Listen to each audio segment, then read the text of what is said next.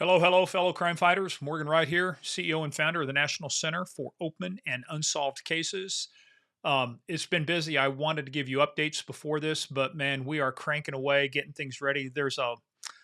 As they say in the circus business, man, we got a bunch of plates spinning, 10 of them, and we don't want any of them to drop, maybe 20 of those that are out there spinning. So, wanted to give you a quick update about where things stand, some of the progress that's being made. So we are still on target for the portal going live September 4th. That means law enforcement will be able to start entering cases into the law enforcement portal. Have over 20, closing in on 30 volunteers now. People who have stepped up to say, hey, I'll be a volunteer case manager. Manager is kind of a bad word. It's going to be a case lead. I mean, we want people to lead. We don't want managers. We want leaders, right? So we've got people that are willing to lead on cold case homicide, on missing and unsolved. Right now, I'm leading Group One fugitives, but I'm looking for somebody who's interested to say, "Hey, I want to help find fugitives. I want to go out and put the habeas gravis on them." Tom Joyce, that is a technical term used by real cops. Uh, just gotcha. Anyway, so we got a lot of volunteers there. Like I said, the site goes live. We're doing our train the trainer next week, Monday, August 26th. Part one is from 3 to 5 p.m. Eastern Time. Friday, August 29th is part two from 3 to 5 p.m. Eastern Time. That's cutting into my weekend, but I'm willing to do it because we've got a lot of people that are going to go. Not everybody's going to go through Train the Trainer. This is going to be a smaller group. These are the people who are going to be key to getting this rolled out, but we're still looking for analysts on our three groups. Group one, fugitives. Group two, cold case homicides. Group three, the missing and unidentified and unclaimed. So if you're listening out there, if you have an interest in any of that, reach out, go to this website right here, Open Unsolved, openunsolved.org. You'll see the 1 hour demo video, and then scroll down. You'll see where we're looking at from a volunteer standpoint. So let me tell you what else is going on. We are working very closely with our team. Got my buddy down at Chesterfield County, Johnny Capacelli. We've got arrangements made. We think we're going to be a bigger, and there's Linda. Hey there.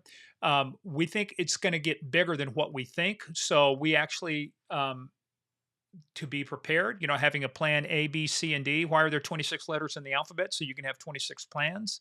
So plan A is our room of up to 40 people. But if we get more than that, then we already have plan B in effect, which is a bigger room where we can have a lot more than that, maybe double. So we'll see what the interest is. We're going to be bringing people in from around the area.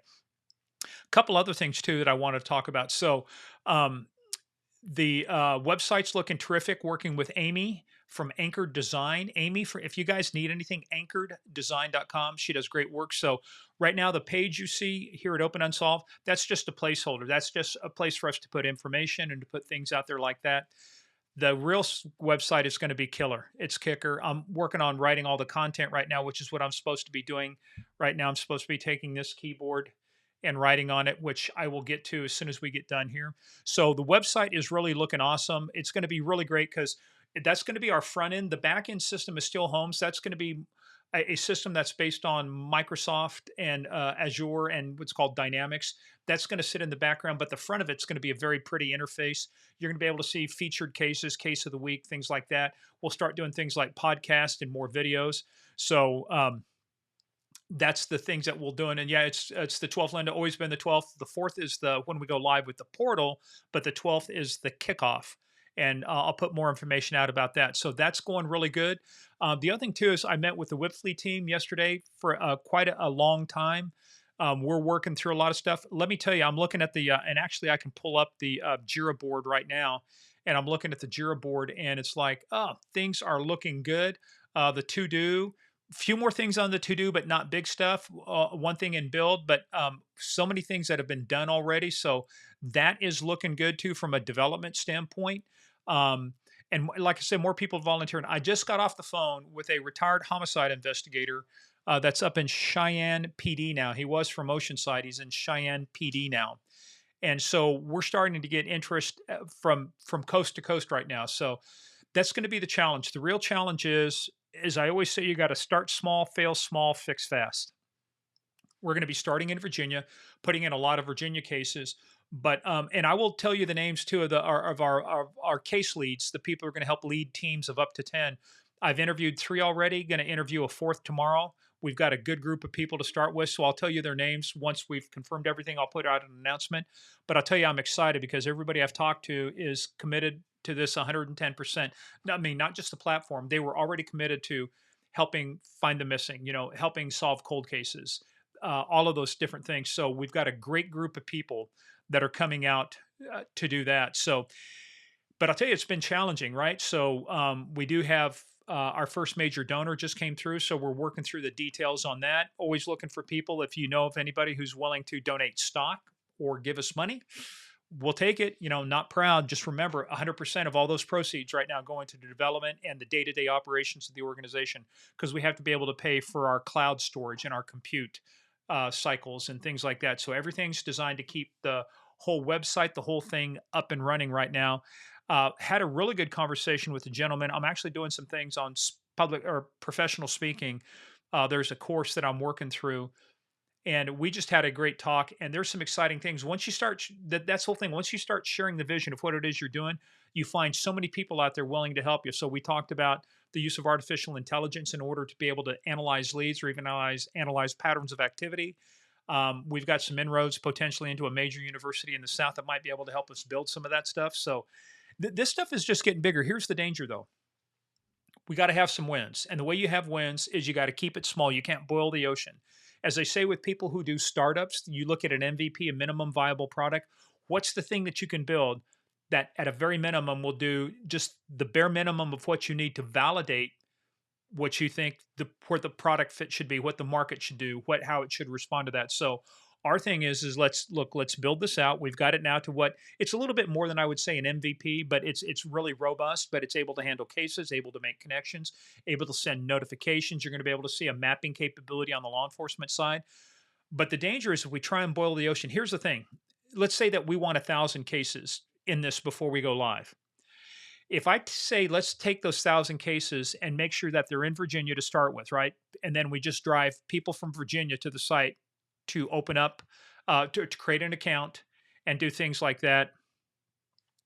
If you do that, then what we do is we ensure is that, hey, we've concentrated our cases, we've concentrated the number of people coming in initially. That's not saying that if you share it with a friend or somebody out in California who says, hey, I came across this site, this is cool, create an account. We will probably have a handful, if that many cases from anywhere outside Virginia. And again, the theory is we've got to get some wins early on, right? We got to validate our approach, validate that what we're doing is actually going to work. Then what we do is we take it out. So the goal is to start there, and we're going to take this around the Commonwealth. So we'll start out in down in Chesterfield, the RVA, what they call the RVA area.